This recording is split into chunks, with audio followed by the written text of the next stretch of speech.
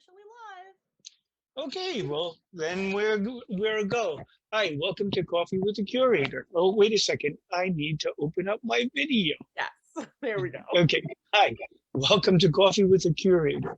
Um, Before anything else, I want to thank our partner, the Patchogue Medford Library, who has generously donated 25 cups and 25 little packets of ground coffee for you to have. If Did anybody get them? If you register through the library, you can pick up the day or the days before your mug and your coffee for future Coffee with the Curators. And so we do Coffee with the Curator and Learning to Look series here. And I want to let you know about what's the upcoming ones before we go on. And somewhere here it is. Okay, so of course today it's Generations of Color, Coffee with the Curator. Then on February 18th, it's the Learning to Look series. That's more of a singular presentation by myself. And on February 18th, we'll be looking at the history of African American art. Then, as a plug for my other gig, on February 22nd, on Tuesday at 12:40, I'll be doing a panel discussion with a number of artists in this show at the St. Joseph's College. It's called Art from Craft, and our own Beth Giacomo is in that. I forgot to mention that Learning to Look is at 7 p.m. on Thursday. Also, Learning to Look on March 11th is Art of the Earliest Civilizations. And if you have been to any of the previous talks, I'm doing an occasional series on a historical perspective. So we've looked at Paleolithic and Neolithic art so far, and those are archived and you can look at them. Then on March 20th, there'll be another Coffee with Curator. In this case, it'll be artists from the next exhibition, which is called Sidling. And there'll be 3 artists in that exhibition, and they should all be able to come to the Coffee with the Curator. Finally, on May 1st, Coffee with the Curator is going to have artist Carice Carmichael, and she has done a series of portraits of beekeepers. It begins with a bee, and they will be a pop-up show the first week of May. So that's a little bit of what we'll be doing over the next couple of months in our Zoom presentations as we all struggle through the separation of living with COVID. So anyway, Coffee with Curator today is presenting our exhibition, Generations of Color, and we have 2 of the artists here today. So I'd like to introduce them and let them speak a little bit about their work in the shows, and then I'll come back and I'll talk a little bit about the other artists in the show. So Cheryl McBride is a professor of fine arts at the Nassau Community College, where she teaches graphic design and other courses along that line, package design, marketing issues, and the like. She has a Bachelor of the Science from SV. Is it? Oh no, I'm sorry. It's from Newport's, right? And a master's degree from New York Institute of Technology. And recently, after working in the graphics field for a long time, she's started making what we would consider art, right? The difference being that when you do graphic design, you're working for somebody else. And when you make an art, you're working for yourself. So we have Cheryl McBride, and we'll turn it over to her in just a moment. But we also have Harper Bella. Harper Bella is a photographer, an independent photographer, who earned her degree from the Fashion Institute of Technology. She's a traveler. She's been to over 25 countries, and I think the only thing that has stopped her is COVID. And because of that, the series that we're going to see is from the far-flung region of the world called Jamaica Queens, I believe. She's had to turn the camera on to her own home because of COVID. So Generations of Color is really a homage to the incredible women who have been offering wisdom for time immemorial. But for me, in the last few years, I started to notice how I was hearing from some very sagacious ladies on my NPR shows, and I was just impressed so much with the discourse, and I started to see uh, a sense of this real sort of wisdom that has been kind of overlooked, let's say, overlooked. I see that there are many women here, and most of you have the experience of living in a world that has a dominant male hierarchy that my wife and I, when we discuss it, says like, yeah, the guys think they're in charge all the time, but there is a whole set of wisdom that isn't transmitted through the guy on top, right? And that's women's wisdom. And in this case, more specifically, African American women. So there's a lot to unfold in this talk, and um, I had expected a few of the other artists to show up, but we had a scheduling snafu, which is my fault. I had told them 11 o'clock, and not everybody was flexible enough to make the 1 o'clock discussion. So anyway, we have two of the artists here, and before we do anything else, would you two like to talk about, what it means to be in this show? I know that wasn't what I asked, but we're going to have to lean a little bit more heavily on you. And let's start with that. What does it mean to be in this show for the two of you? And if you want, I could show you work, or we can see a portion of Cheryl's work there. Oh, I like the way the two of you are up now. Okay, you want to start, Cheryl? Sure. Well, I feel very honored to be in the show alongside these wonderful female artists. And I am really humbled by being a part of this show. I feel that the artists that are in the show, each of us approach our art differently. And there's a lot of strength in that. So I'm just thrilled to be in the same company as these artists. Thank you. Thank you. Harper? Hey, you guys. So I'm extremely excited to be in the show. I mean, first of all, it's an all women exhibition. So the moment I found that out, I was just incredibly excited. And then to add to it, all of them are African American women. So it became something that was a bit more profound for me personally, because we all have different stories to tell, as Cheryl said earlier, but the way how we go about doing it is drastically different. So it's just interesting to learn from these other women and to see what they're adding to the conversation in the time that we're currently in, which is really a pivotal moment in history. So I'm excited and I'm honored that John reached out to me to be a part of the show. So thank you for having me. No, you're quite welcome.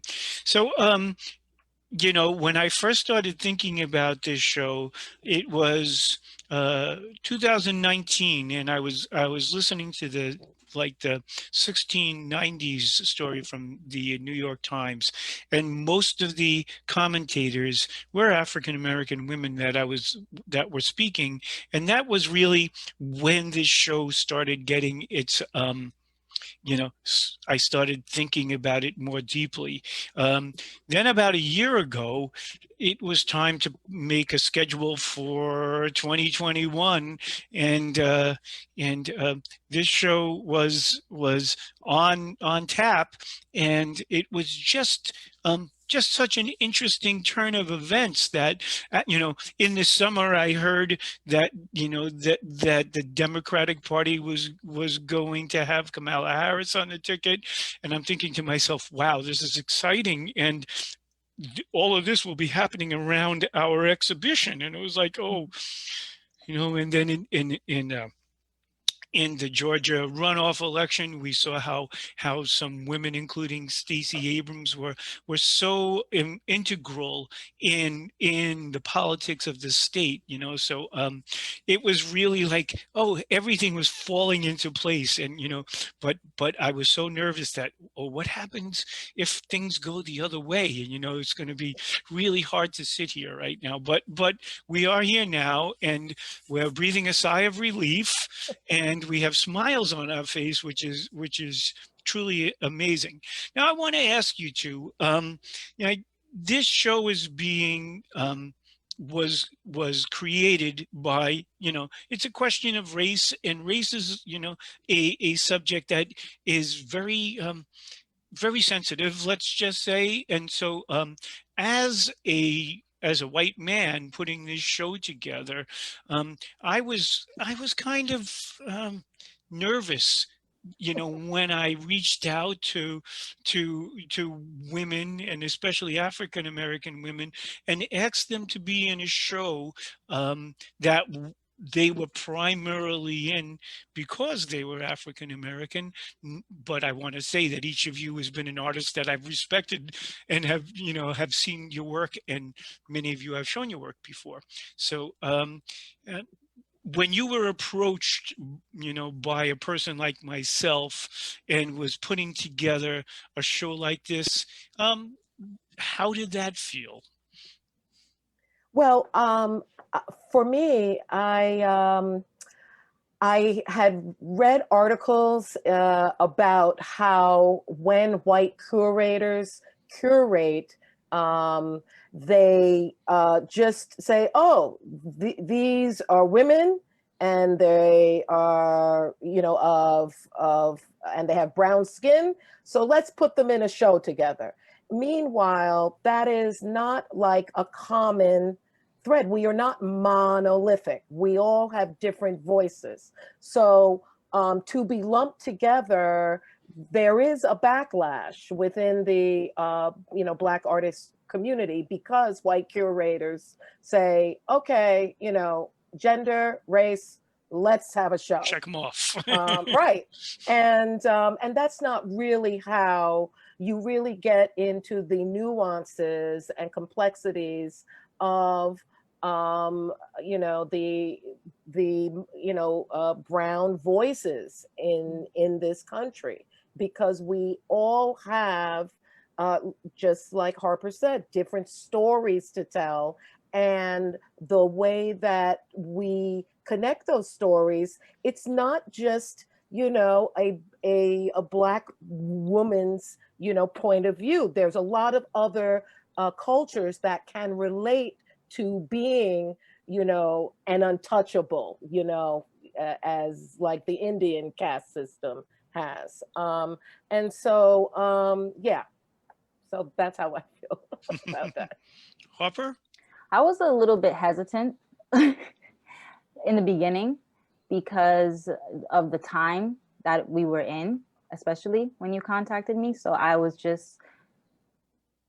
I became more cautious about who I wanted to show my work with, because as Cheryl mentioned, you had more people reaching out, trying to sort of fill this quota of making their corporations or their institutions seem as though they were inclusive in such a very,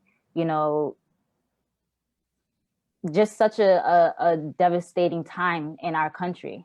And so I was a little bit reluctant at first, not because it was a all, women exhibition with African-American women. That excited me, but It's just being cautious when who you're being contacted by, and making sure that you're not just there to fulfill some sort of demand for the institution temporarily.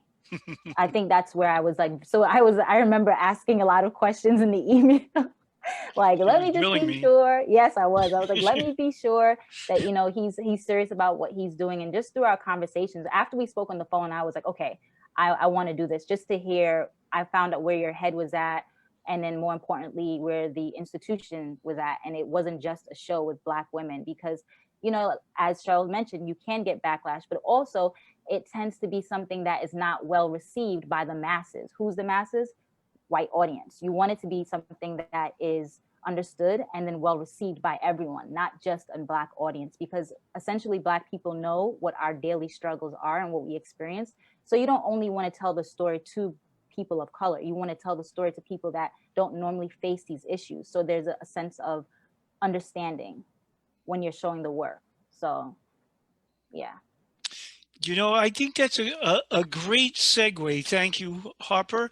I think it's a great segue for showing your work, and then your work will be a great segue into showing Cheryl's work, because what you were just saying about the experience and communicating that experience to other people, or other, you know, really in parentheses, other people, you know,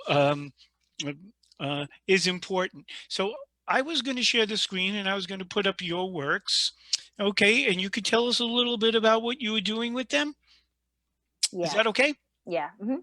Okay. So I'm going to share the screen. It's going to take a moment for me to handle technology, and we're almost there.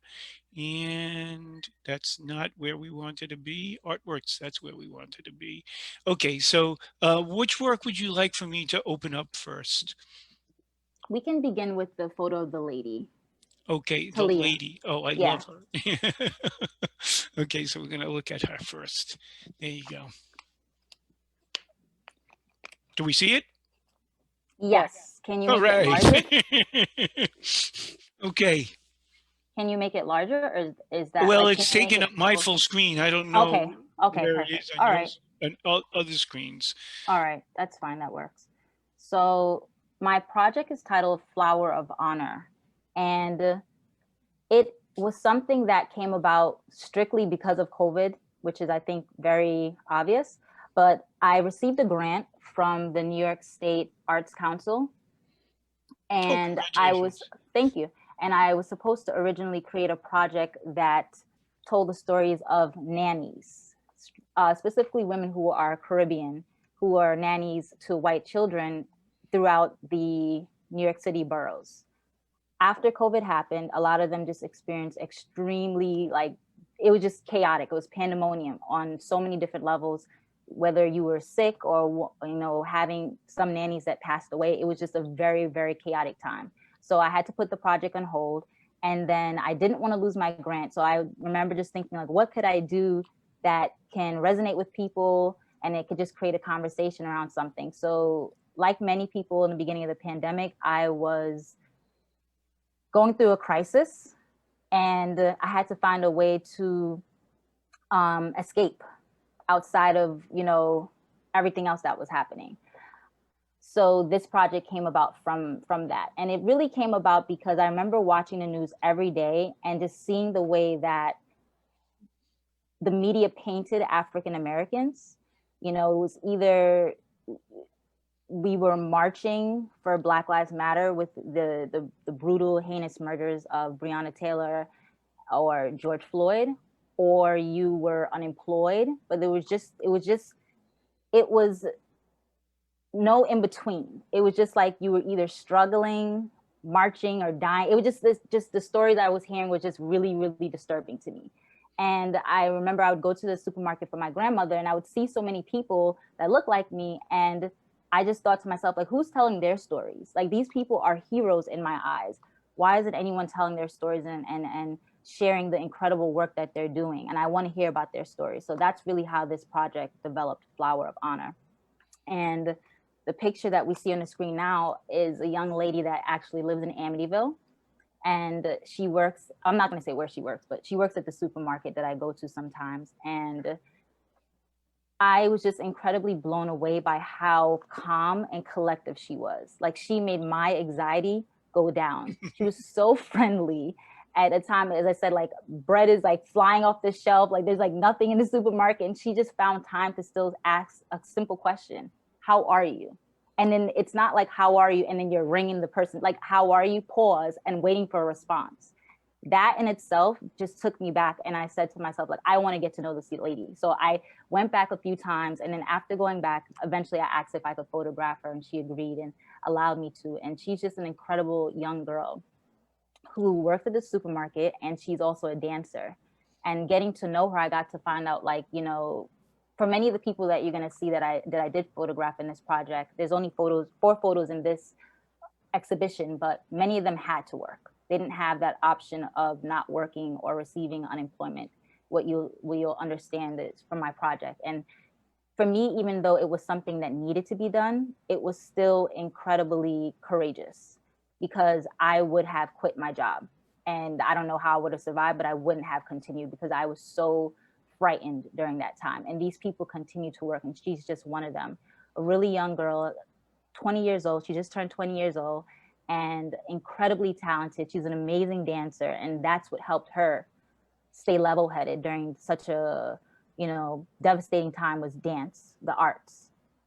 So I wanted to humanize the people who worked in these jobs, so people can see not only are they here to serve you, but they have feelings too, right? So we have to make sure that when we're going to these businesses, that we keep in mind that these people have lives outside of here, and they also have hardships, and they're also having family members that are passing away from COVID. Like, they have a life outside of this. So just to be friendly and keep that in mind. I really wanted that to be something that people felt, but then have a sense of empathy for them at the same time. So that was really important. So this is the first photo, and I wanted to honor them, share their stories and their experiences, which in most cases were, you know, difficult, but then honor them and celebrate them, because people of color are far too often, you know, just, you see us and hear our stories, for example, with the, knowing that we often do the hard work, the labor in this country, and we're never celebrated for it. We're never honored. You know, you never hear a round of applause. It's just like, oh, you have to do that, or you were paid for that. And I wanted to really honor these people in such a difficult time. So Flower of Honor, that's the title of this picture, Talia. As you were speaking, and whenever I look at this image, I just feel like this woman, this young woman, has so much grace, Yeah. and you captured that, even through the mask. And then you tell me she's a dancer, so she carries herself in a way that is really, really positive. The Yeah. idea that you said about these people working and being ignored, it's interesting, because when we as the dominant culture think about uh, who comes to our mind when we think about the work of African Americans, it tends to be like athletes and performers and people who are, they're almost in categories that separate them out from regular human beings, and it seems to be okay to like idolize those people, because they're not really, like, our competition. They're in a different world, you might say, but you're bringing us the people who are in our world, and that is really what I found remarkable with this. So thank you. Do you want to show the others? Yes, thank you. And I'm happy that you mentioned that. That was another thing that inspired the work, because personally, I was a little angry to see that we still were continuing with, the NBA and, the NFL. I just thought to myself, how could we be having these sport events and award shows, and we have people that are every day going to work, waking up at 5 a.m, coming to serve us. And, we were in the beginning clapping, but once the weather got hot, the numbers went down a bit, we all stopped clapping. And I want people to continue to clap and acknowledge these individuals by just saying thank you. You know what I mean? Really saying thank you. And the gold represents, you know, it's like a trophy. It's their award. It's their moment to shine. I So, think yeah. that's beautiful, you know, and just seeing them all holding award is special. I don't know which one's going to come up because I don't know the sequence they're in. Let's It's all see. good. Whichever comes up is what was meant to be. Okay. So this young man, again, everyone who I connected with, I was just so moved by how positive they were. Like they made me have a better outlook on my life in general. And moving forward, I said, like, I want to keep that with me. This young man was just like, he had a really hard time working. First of all, he worked at Target. And if anybody who knows who goes to Target, I feel like most of us go to Target. It's just like you're in and you're out and you're grabbing a whole bunch of things and you're on the move, you're moving fast. Again, there's very little opportunity to speak to people. He was actually doing his makeup at the time, or like putting on something he was putting on, like doing his eyebrows or something. And then when we started to speak, I had a question, and then you can see through the mask. I could tell through the mask that he was smiling. And he, again, was just very positive, and like his energy was just contagious. And I just was so drawn to him, started speaking to him, getting to know him, and I had to capture him. Like I was like, please, can I take a photo of you? And he said yes, and I was just really honored. And we spoke for some time. A lot of the people that I photographed, I spoke to them for some time, as much as I could, because they were at work. So I really shouldn't have been taking their photographs. But I want to ask you about the background and the shirt. Was that serendipitous, or yeah. I mean, it's fascinating because it's almost like, you know, he's blending into the background and popping out at the same time. Yeah. So, and that's what I loved. He actually was against, when you go to Target, and if you're going to the section where you're going to make a return or customer service, it's the same place, the background is completely red. And that was what like drew me in. And just the fact that his top matched exactly with the background was it was captivating. He just looked like an award himself. Like, you know, I just took that shirt off and changed it to a blue one. Okay, let's see. We probably want to spend a little less time on, we'll come back to Cheryl in a moment. I do like this one though. So this one is the one that I'll speak about, and the other one I'll just speak about very briefly. This one it's probably my favorite photo out of all the images I photographed, and I probably got about 30 individuals in this project. These men are pole restorators. Had no idea what it was that they did. But I was driving, it was very designated in Amityville on Sunrise Highway, saw these young men working, and I just knew I wanted to photograph them. And so they finished working. After they finished working, they gave me permission to photograph them. And the more I learned about what they did in all of their stories, again, just very optimistic and just very touching. I'll just speak about one person's story, the guy in the middle. He's a musician. For some reason, a lot of these people tend to be artists, and you know, you have your 9-to-5 job to survive. He's a musician. He was going through a really tough time, you know, just struggling with going home, not knowing if you have COVID. You know, his lady at the time was just uncomfortable with him even coming home. And me just doing this project really made him feel like he had a purpose that was greater than just this job that you see. And with a pole restorator, they basically go in and they renew the lines with our internet and our phones.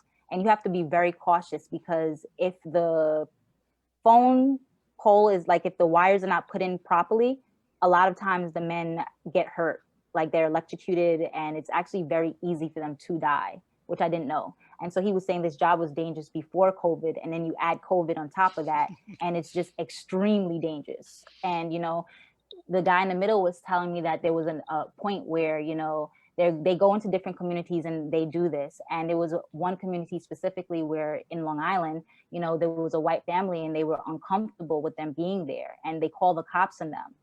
And you know, the guy was telling me, you know, he's already nervous doing his job. You know, you're uncomfortable. You never know what could happen. And then the police comes, and then you have to explain to them what you're doing and why you're doing it, in spite of you actually doing a job that helps the community, literally, because you need your internet, you need your phone, you need your electricity.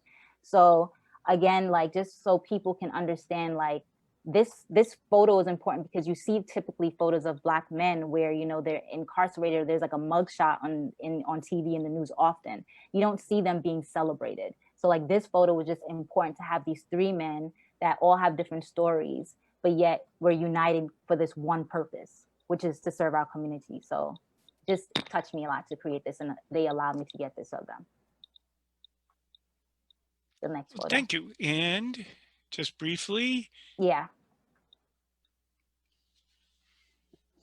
This man, Shorty, another positive, spiritual, religious man. And again, the community had, most of the stores were closed down. A lot of people didn't feel comfortable opening. And because of him, this gas station, kind of like a bodega, was open. The owner actually wanted to close it, and they stayed open because of him. He was willing to work to serve the community because a lot of the people are elderly and they have nowhere else to go for food. So again, like this understanding like how important these people are. And like, yes, nurses and doctors are important, but realize that there are other people on the front line, and you don't have to have a medical degree in order to have a great purpose. Like, these jobs are crucial.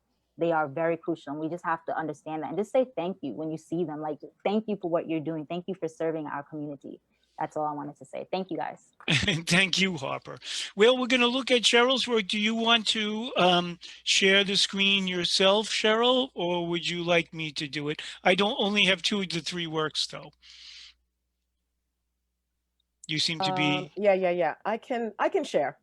Okay, so like Harper points out the way we see these people, her subjects differently.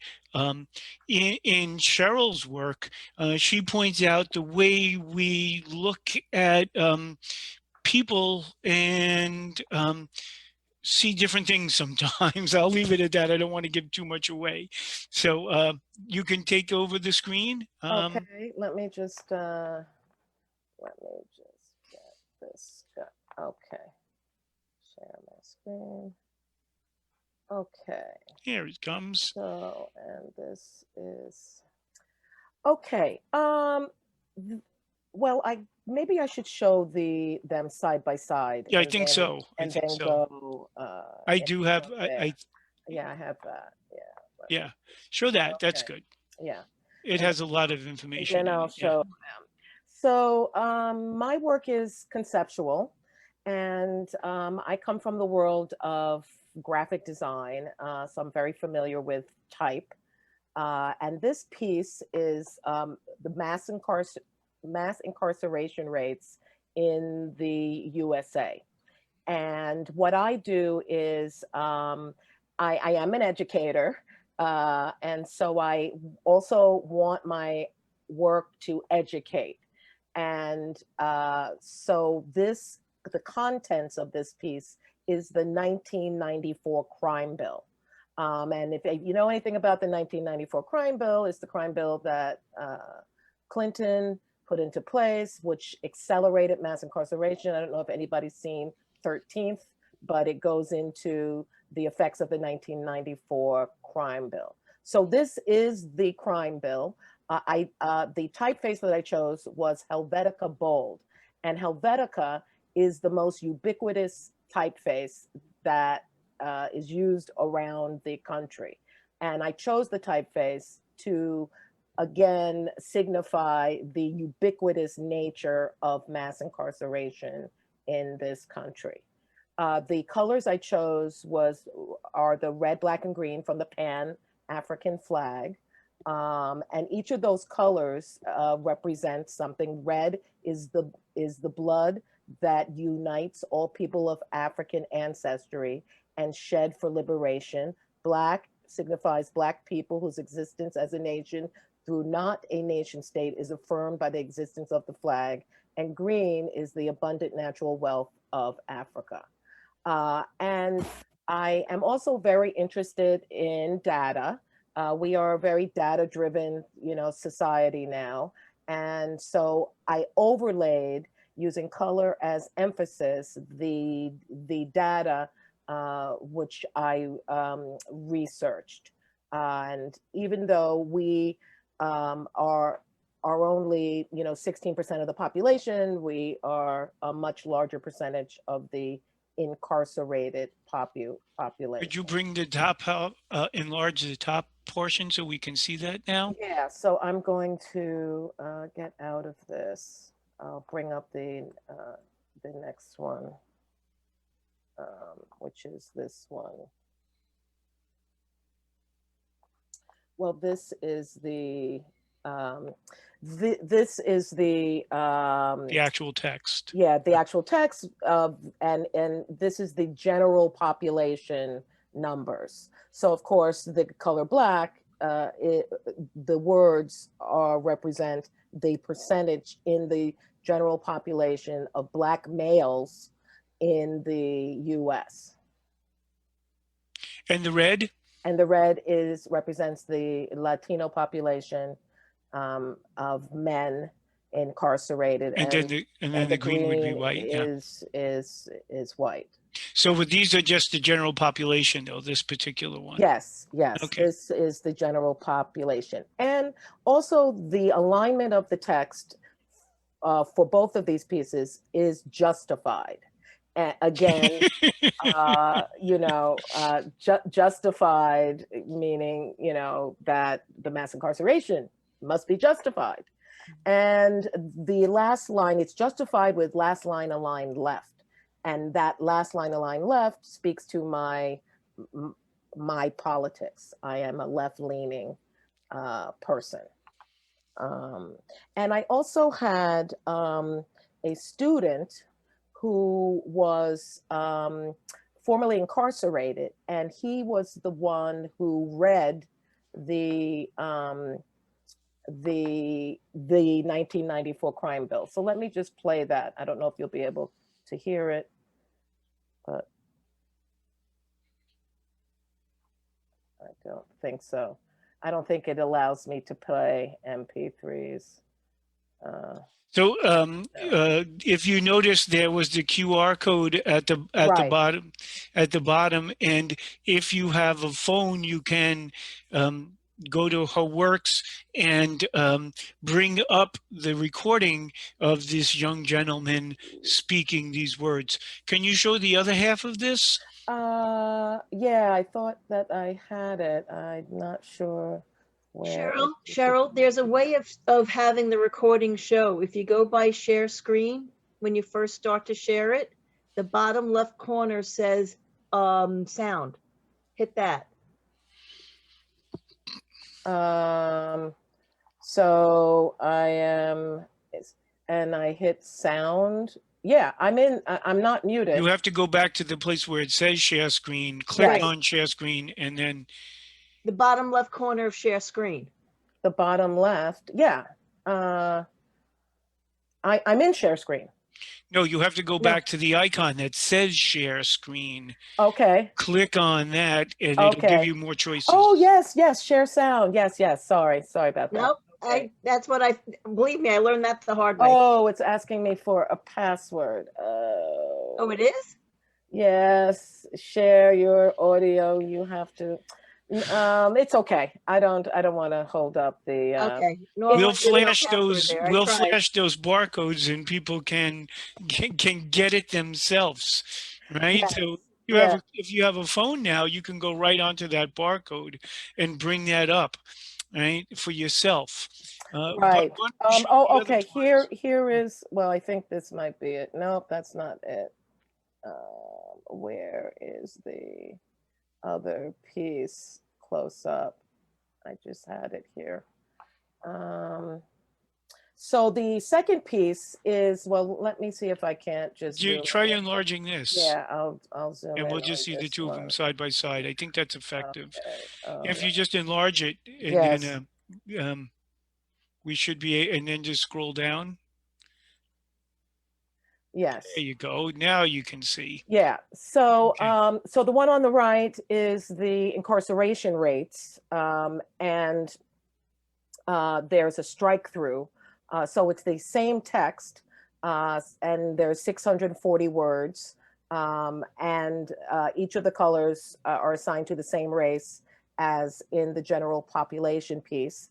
And there's a strike through, and the strike through can symbolize the bars of the jail cell. It also symbolizes once you are incarcerated, you are like, you cannot vote. It symbolizes that.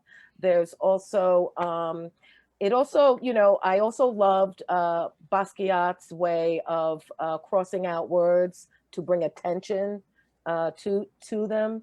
And so, you know, this is just another way of really wanting people to really understand the 1994 crime bill and bring attention to it, and mass incarceration in general. So the first thing you notice is that there's significantly more black on the right side than on the left side.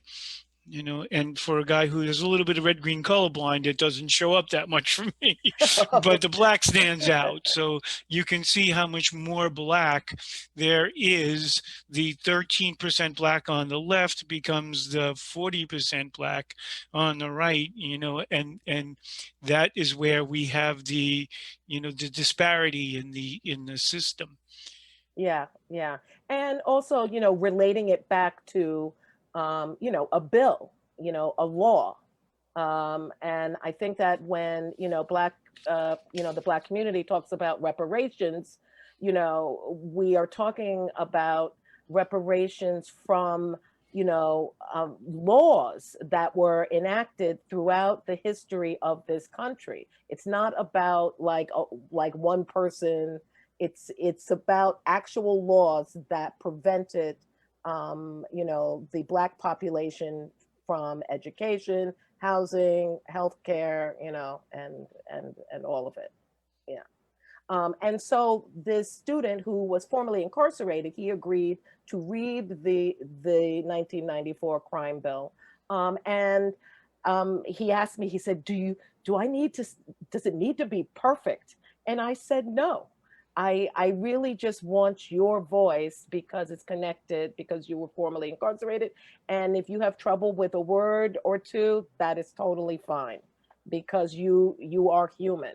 And that's another aspect that I wanted to show in the recording, is that, yeah, we are expected to be perfect and not have any mistakes, because if you step out of line, and don't stay in your racial lane, then you could be incarcerated or you could be dead. So, yeah. Well, thank you. Would you like to speak about the child abuse one Yes, briefly? yes. I want to hold off on the last one for a little bit. Okay. So the child abuse piece, let me bring that up. This is the photo. Yes. Okay. So this piece, which is also behind me, this is a piece about child abuse. And when I was starting to do research on child abuse and look up the statistics, the child abuse statistics are broken into down by state. So you can look up the statistics for New York State or North Carolina or South Carolina. And in each state, there are varying degrees of child abuse. Some states have less child abuse than others, but it's not like anything drastic. And then when I looked at like a bunch of states, like I looked at East, West, North, South, in the middle of America. And what I found that they all had in common was that the age range of the most abused children is 0 to 1. And I found that really, really shocking. Because when I first started doing the research and when I was thinking about child abuse and doing a piece on it, I was thinking, oh, like the most abused age group would be 13. It would start in puberty or pre-puberty and go until the teen years.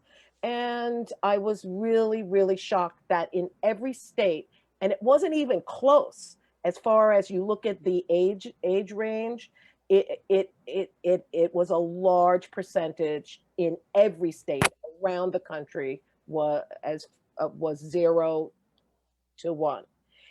And it wasn't what you think. It wasn't physical abuse per se, or verbal abuse. It was from neglect. And neglect is about, not being able to provide the basic needs of an infant. So in this piece, I used as the content, the Itsy Bitsy Spider song in English and Spanish. And the reason I used that content was because when I was looking for an audio of, like, I was thinking of doing like Happy Birthday, I couldn't find it. There were no children's voices of that I could like buy online. I am a GMA, and my granddaughter's kindergarten graduation performance, they sang this song, and I had an audio recording of the entire class singing, and I thought that that was perfect because this abuse is not just towards female or male children, infants. It's all infants. So I didn't want just a little girl voice or a little boy, but like a chorus. And this piece is actually represents 3 generations of my family. I'm the artist who conceived it. My daughter goes to FIT and is majoring in children's wear, and she sewed the layette set that is in the box there. And my granddaughters provided the audio content. So on the, I don't know if you can see, but The label, yeah. on the tag of the layette set are some of the statistics with the QR code, which has the audio of the of my granddaughter's class singing this in English and Spanish. And I also really enjoyed that it was in English and Spanish. And of course, the cloth is the same as that is on the piece that is behind. And of course, I used primary colors because it really helped me represent Black, white, and Latino, and also tied into the childhood infant category. Well, thank you, Cheryl. It's really fascinating. I love the way you use, you bring up these social issues and you make them very visible for us in a graphic way and a data-driven way. Well, I'd like to be able to show everybody some of the other artists in the show for a couple of minutes. Right. So I'm going to share the screen, and then we'll get back to you. The 2 of you, thank you for being here. I want to just give the other artists a little bit of a heads up here. So Ramona, because it seemed to be very heavy, the issues that we've been discussing so far, but that's not always the case in this exhibit. And I wanted to have a larger range of pieces. So Ramona Candy has done a series of work. This is an installation. The others are from the directly from their files of their works. These works represent women who have had some kind of important story to tell, had something important in their life that we really that that didn't become newsworthy for the most part, let's say. Ramona has been looking up these women for the last 5 years, and I think she has already 750 women that she is interested in, and all of them are African American women who have had some small role to play in creating, the world we live in today.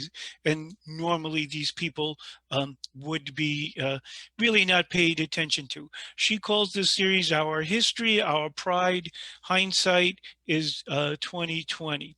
And so there's a whole series of these works, and we just had a small sampling of them. Let's see. Nanette Carter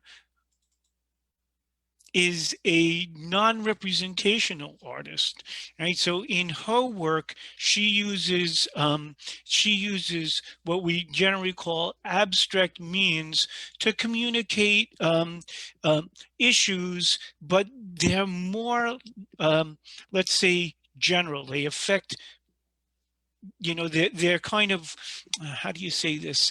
They're not specific to any one particular story, but they are something that is open to all of human experience, almost as if they're archetypal. So in this work, it's cantilevered. I don't have the number available right now.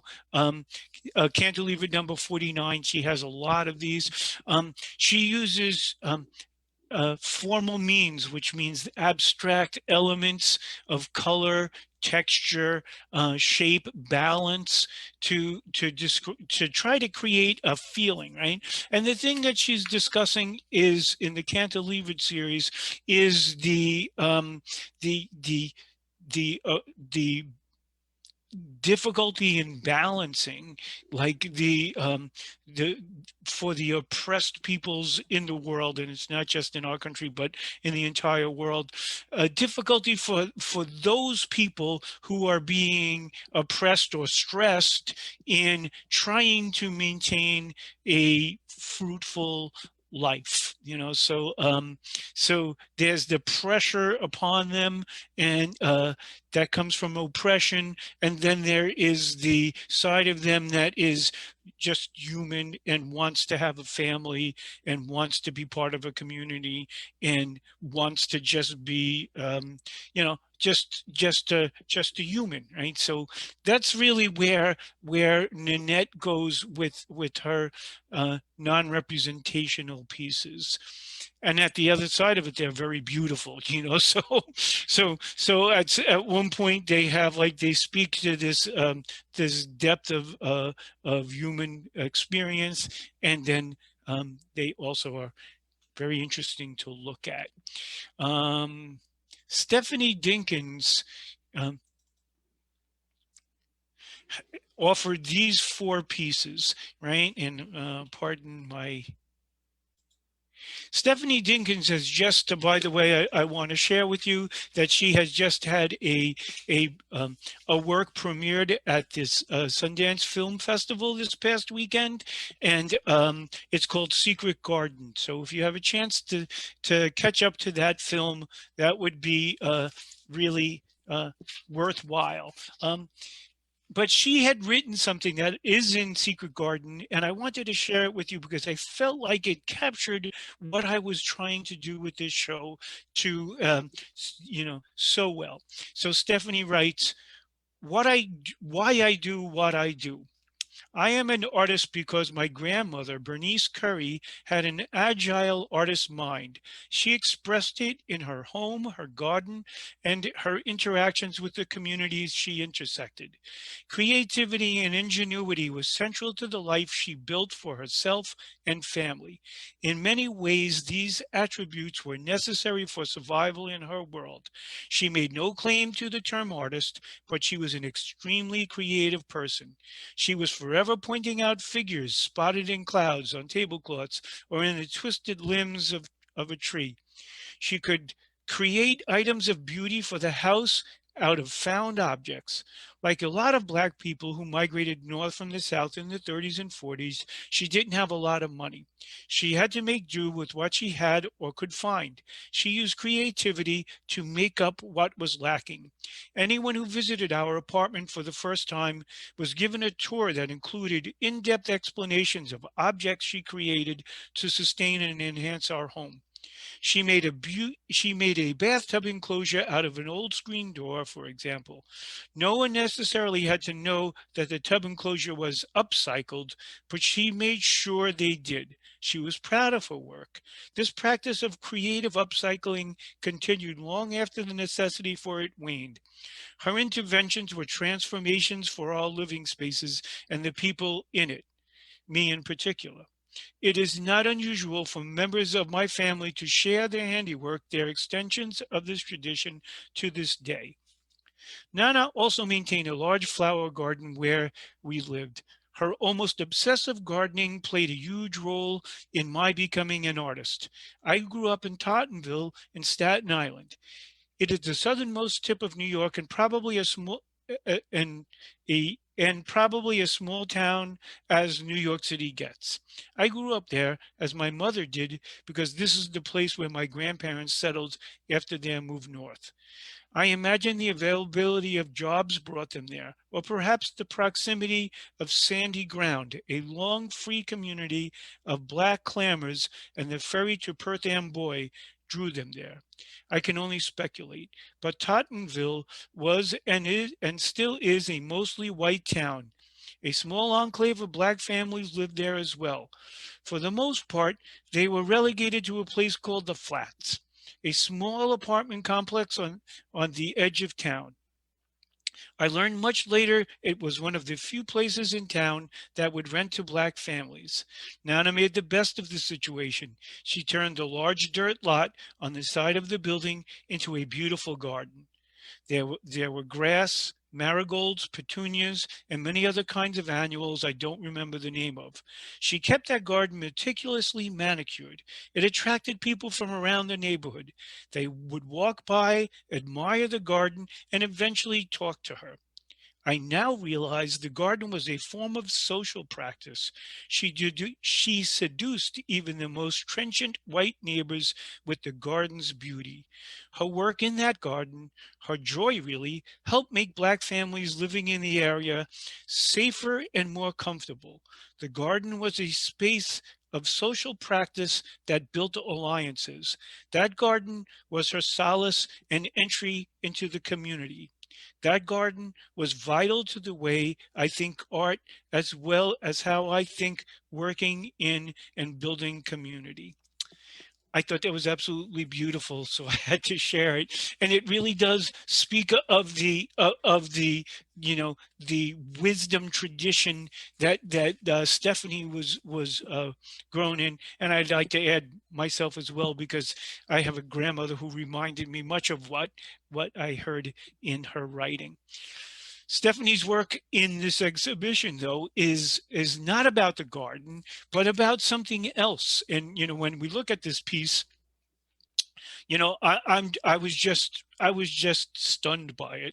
And she has taken a Black female figure and she has she has quartered it right into 4 different pieces, and she splayed it, and she's laid out the digits on the toes and the fingers that are lopped off, and it just made me think of how in the world can anybody ever think of another human being as a fraction, how they could commodify another person, how they could think of them as being something that could be quartered, something that could be divided up.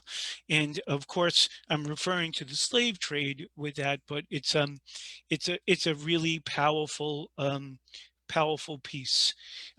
The last artist in the show is our youngest artist, and in some ways I have to think that the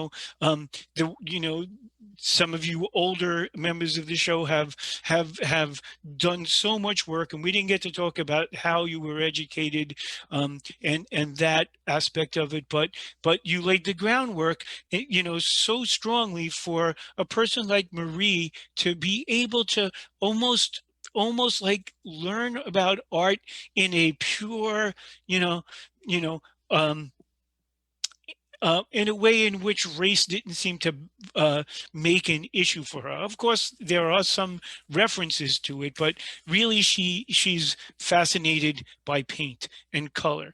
And she's a young woman in her 20s who spent her first 8 years in Haiti. And the color that you see is reminiscent of the bright tropical sun, right? Or subtropical sun. I'm not exactly sure where Haiti is in that relation, but the colors are intense, and also the way in which she blends interior and exterior spaces, which is something that living in the North, especially on a day like today, outside is outside, and we don't want to go there, right? But in a warm climate, you could move, excuse me, you could move through interior and exterior spaces. And I think, you know, that just joy in painting is what is most powerful in her work, and being able to express a little bit about a life, her own life, but without there being the stresses that almost everybody else has had to live through. Now, having said that, I want to bring up one of the last works in the exhibition, which is called Juju. Right, Juju is in Haitian magic, and we look at this young girl, and we see, like, you know, you see the full spectrum of color that are in her clothing and the book she's reading with the garden in it. Maybe it's Stephanie's Secret Garden, right? And she's like she's facing a world that is almost monochromatic, which is limited in its color choices, right? But she has this book that has the whole world inside it. And the magic that this young girl receives in the book I just found so fascinating. It reminded me of my youth and my love for reading, and how reading can really expand our experiences. And the ironic piece about that is that this piece is juxtaposed against Cheryl's last piece in this show. So when we look at this joyful sense of learning that this young girl has, Cheryl, do you have that one? Okay, so let me stop sharing, and we'll bring up your last piece. Okay. When we Yes, think I about, did. you know, that joy that this young girl has in her learning and her reading, and then we see the last piece by Cheryl. All right. Here it comes. We're gonna get it. It's like Yeah, the drum roll. I'm gonna try to do the sound thing too, and I found my Okay. password. Okay. Oh, Um, good. Okay. but So, it's not allowing me. I don't well, think. let's just see the picture, because I wanted to Okay, talk okay, first before okay, you get to okay, that. okay. I'm doing it. Okay, cancel share. Okay, and Okay. let's So see. when we see this work, you know, uh, Cheryl has done her diligent research into the populations of students in New York City schools, um, female population, I think specifically, on the left. And then on the right, she offers us the disparity in suspension rates, right? So, so we get the general idea of the racial breakdown, and then we notice that 52% of the students are white, but only 27% of the white students get suspended. On the other hand, 15% of the students are African American, but 48% of them get suspension. And of course, there's the Latino race on there as well too.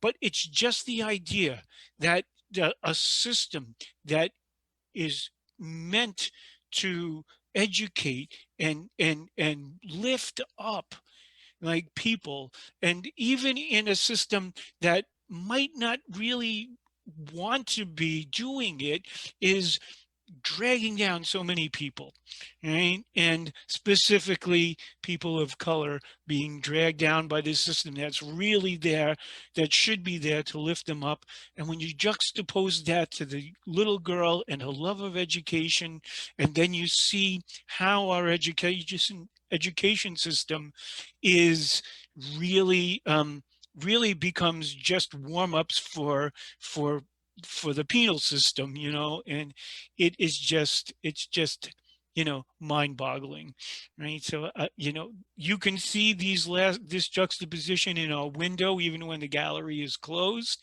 But I do want to point out that as of February, our gallery will be, you no longer need to make an appointment to see our exhibit. That you probably have to knock on the door, though.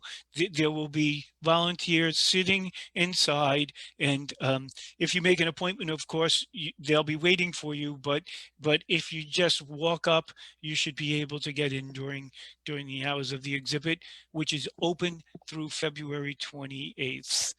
So I think I want to thank Cheryl. Would you like to close this down for a second so we can see Harper Okay. as well too? Yeah. I want to thank Cheryl and Harper for putting up with my inaccuracies and actually being here at 1 o'clock. You know, it took a significant portion of your day out to do this when I had said it was originally at 11. So I want to thank you all for being here. I want to thank Harper, and I want to thank Cheryl, and I want to thank Beth for handling the production capabilities, and of course the Patchogue Arts Council and Pat Med Library. And if you're going to come to our next Coffee with the Curator, do register on the Pat Med site, and you can get a cup and have coffee yourself. I made myself a cup of coffee and I never even got it to drink. I want you to drink my coffee with you. Well, I want to thank you all for being here. And if you're interested, I've been learning a lot about the history of African-American art. And I don't know, maybe one of you can answer me. I've always learned that I should say African-American. And I know that, like, Black with the capital B is currently acceptable. How do you feel about that? I mean, language is so important. You don't want to say something that's going to hurt somebody, you know. Well, you know, Bill Cosby has said we are the only people who are still trying to name ourselves. He said that years ago. But I do think that it's generational. I mean, my grandmother said colored. My mother grew up with colored, and then she, during the civil rights, it was African American. And now, I don't know, you can correct me, Harper, if I'm wrong, but yeah, young people are fine with Black. So am I correct in that? Yeah, you are. Yeah. Okay, Like, so here's the example, I'm problem. When I Caribbean, talk so when we I don't- talk to a young person, I should say Black, but when I Right. talk to an older person, I could Yes. say African, but then the African American. older woman is going to say, "How dare you think I'm an older woman?" Well, no, you don't, I'm off. Yeah, it's It's true. It's true though, because as a young, like when you say Black, like we take Black because it's like we know we're all essentially from Africa, but like for example, I know like my parents are from Trinidad and Barbados, so I don't identify, and I kind of feel like I'm kind of erasing them in a sense. So I just go with Black, but I do know I am originally from Africa. I just don't know where exactly, but yeah, I just say Black with a capital B. Yes. Yeah, because it includes all of the Caribbean, Exactly. communities and brown communities around the world. It's not just Exactly. specific to one continent. So, and the truth of the matter is, we all can trace our lineage back to Africa, right? Exactly. Right. Yeah. So let's hear it for African Americans then. All right. Thank you so much, John. Thank you. This was such a pleasure and so nice to meet you, Harper. Thank you. And it was And great thank to you. meet Thank you for yeah. your work. Thank It's you. amazing. You too. I really love how you use your usage of color and on such an important issue, because I think just to be able to narrate that in a lighthearted way, that's difficult. And I do appreciate the way you were able to put that together, because the information sometimes can be a lot to digest, but the colors for some reason make it easier to take in and to comprehend. So thank you for that. Thank you. Thank you Yeah. for that feedback. Thank you. Thank you. Mm-hmm. Great. All Bye, right. you Bye-bye. guys. Cheryl, talk to Thank you you. soon. Yes, Okay. yes. Thank Goodbye, you. all. Thanks all my friends for Bye. coming and family. It was very nice to see everybody. Okay. Bye-bye. Bye-bye. Thank you. Cheryl, Thank are you. you? Oh, I have to write her. Yeah, she